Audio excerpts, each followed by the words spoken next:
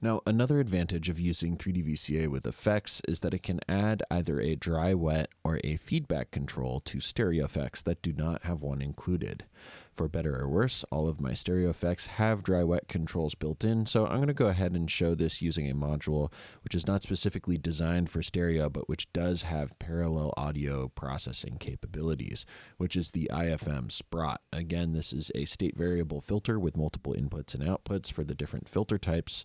So we'll go ahead and send our left channel into the high pass filter and our right channel into the low pass filter. So I have our make noise morphogene again acting as our stereo audio source.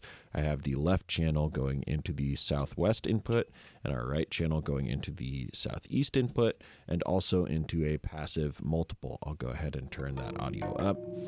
The same loop you hopefully haven't gotten sick of yet. And I'm going to go ahead and take the multed outputs and put the first channel into the high pass input, second channel into the low pass input. Then we'll go ahead and take the high pass output, plug it into southwest, low pass output, plug it into northeast. And then if I change the Y, you can hear that we have the filtered version of that signal showing up towards the when Y is up. I turn it down. We have our clean signal. Turn it up. You can hear it's sort of resonating. That filter should be different in both ears. So another use, as I mentioned before, for 3D VCA is to add feedback to effects that don't normally have it. Here we're going to go ahead and use the Qubit Aurora in order to showcase that. You can imagine feedbacking a reverb. It gets pretty wild pretty quickly, but this one has some interesting tricks up its sleeve when you put in some feedback. So you want to kind of imagine how we would get feedback. What we would probably want to do is we would want to take our normal input signal, crossfade that with the output of the Aurora, and then have that going back into our Aurora. So in order to hear it, we're going to go ahead and take the outputs of the Aurora, plug it into our passive mult, which is also plugged into our output module.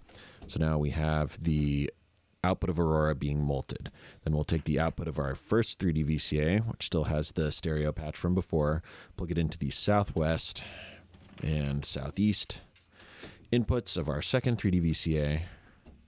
Next, we're going to go ahead and take the southwest and southeast outputs of our second VCA, plug it into the left and right. I'll turn the volume down just for a sec. Left and right inputs of our Qubit Aurora.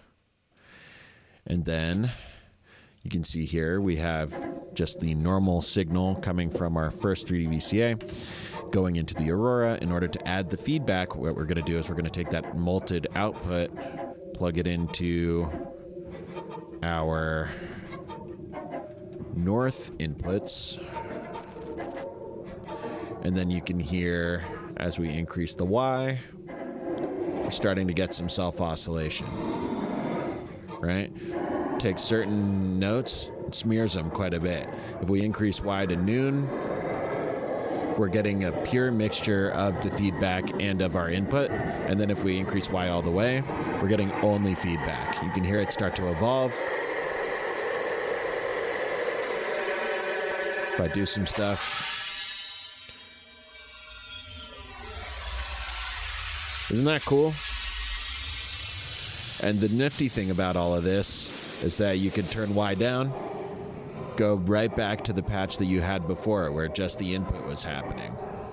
Just the input was going through the Aurora. So something that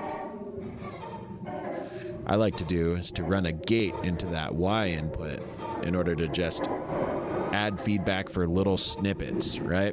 And what this does is it takes chunks of your audio, uses that to seed the feedback. And so every time you start the feedback, it actually ends up in a different place.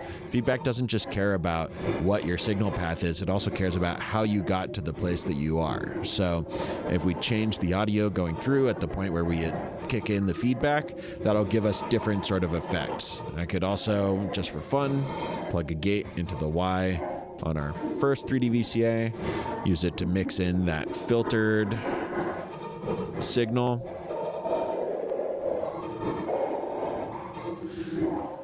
And we start to get something pretty interesting, and this is maybe a little bit noisier than some of you are used to, but I think it's still a good example of using 3D VCA to add both dry wet to a filter or any kind of stereo effect that doesn't normally have it, and also to add feedback in that scenario. And it also shows ways in which, with just like a passive mult, you can get a whole lot of extra capability out of the 3D VCA that just doing it in the box would not necessarily be able to accomplish.